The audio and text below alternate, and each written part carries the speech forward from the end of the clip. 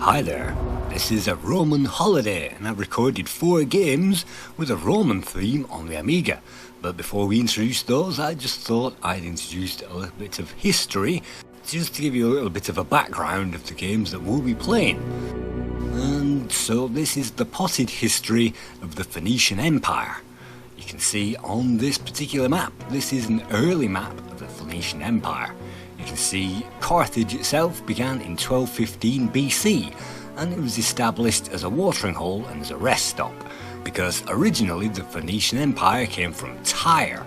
That's this place in the corner. Tyre is in modern day Lebanon, and they were a seafaring culture, and what they like to do is to collect pots and beads and jewellery and bits of glass marbles and take them all the way down to Alexandria and then all the way along the coast of Africa.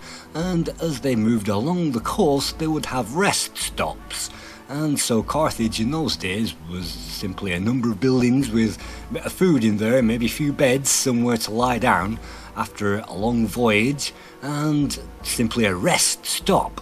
And you can see way back, the Phoenician Empire used to go all the way to Cadiz, which is Cadiz in southern Spain, and it also catered for the west side of Africa and also the west side of the Iberian Peninsula, which is what they used to call Spain, and even southern England, southern Wales and southern Ireland were stops on the Carthaginian trade route. And then once they'd traded all the beads and glass for gold, they would then return all the way back through the islands and all the way back to Tyre, where they would then start the process all over again. And Carthage was a poky old shantytown until 813 BC, when Carthage was expanded thanks to Queen Elissa, who's more likely known these days as Dido, and she was the daughter of a king of Tyre. And what happened was, she was in line for the throne, and so her husband got murdered and her brother got murdered by her other brother who wanted to take the throne.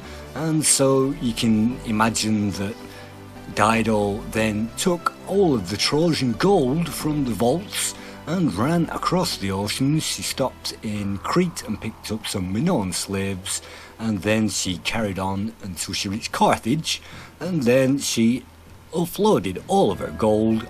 The story goes that Dido was able to expand the land.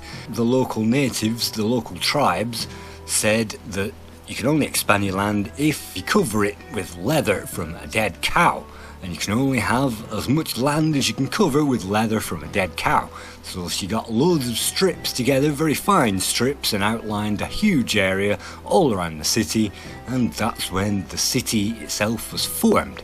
And Dido unfortunately was killed because one of the local tribesmen wanted to marry her, and rather than marry this ugly, salty brute, she actually threw herself into a fire and committed suicide.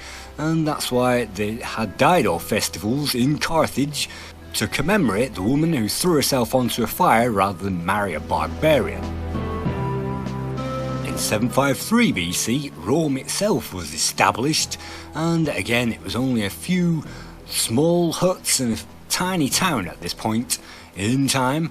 This was 753 years before Christ, and you can see at that point some of the old civilizations have still remained. Sumer is there, and we also have Antioch that you might remember, Tarsus, Ephesus is still there, Byzantium, which is modern day Constantinople, and we do have Athens, and the old Sparta Empire was around this area, and Troy was actually around this area of Asia Minor, and you also have Syracuse as well.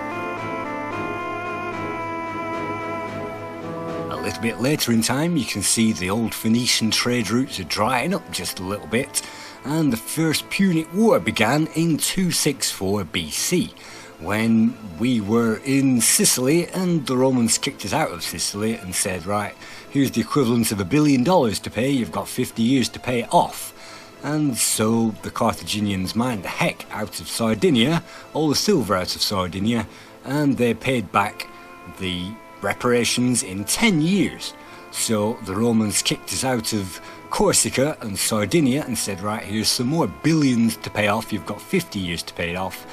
And so what we did, the Carthaginians planted 10,000 trees all along the coast, and they cornered the market in olive oil. Because in those days, olive oil was necessary not only for cooking and cleaning and washing and preserving things, it was also necessary because of the oil lamps, and every single person in the entire Mediterranean had an oil lamp, so when the sun went down, everybody was dependent on olive oil to light their way. Needless to say, the Carthaginians paid it back within 10 years, and at that point that ended the First Punic War, when the Romans basically turned a blind eye and said, right, we'll try not to make any more wars, we'll hold on to all these islands, and you just keep to yourself for a little bit. It carried on that way until 219 BC, when we decided to attack Saguntum, which was a small village on the Iberian Peninsula, and the Romans said, well, you shouldn't really be attacking these things, you know, really, we could actually attack you if you attack that thing, and we attacked it anyway. And at that time, there were a number of brothers which have become famous as the Barca brothers, and Hannibal Barca was the most famous of them all. And his brothers were armed guards all around Iberia, and they took over a lot of the coast, and we made treaties with Mauritania, and we took over a little bit more of Iberia, and the Romans got a little bit upset about that, as you can see. In September of 218 BC, Hannibal has already set off into Gaul, and you can see the Barca brothers have already taken most of the Iberian Peninsula, and the rest is friendly to us. So that establishes a lot of trade routes, and of course silver mines and tin mines as well, and tin and copper were essential for bronze. This is the early Iron Age, but most people are still using bronze at this time. So as Hannibal sets off into Gaul, the Romans get very upset, and they send one of the Scipio brothers, which is written as Scipio. The Scipios were supposed to head off Hannibal, and Hannibal basically ducked behind the Pyrenees, and so one of the Scipio brothers took this region here, which is known as Tarraco, and the Tarraco remained a Roman outpost for many years. And so the other Scipio brother ended up heading for Massalia, and that was supposed to cut off Hannibal as he went around the Alps. See, quite a few places are now sympathetic to the Carthaginians, and some of the Romans have ventured deep into their empire, and Italy itself is now consolidated, it's now a united Italy.